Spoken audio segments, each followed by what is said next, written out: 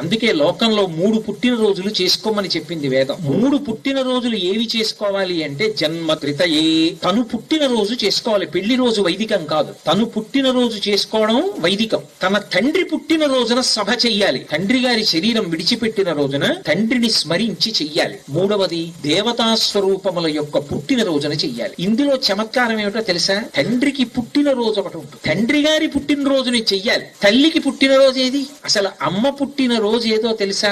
ఎంతమంది బిడ్డల్ని ఆవిడ కందో అంతమంది పుట్టినరోజులు అమ్మ పుట్టినరోజులు. ఎందుకనో తెలుసా? శాస్త్రం అలా ఎందుకు చెప్పిందో తెలుసా?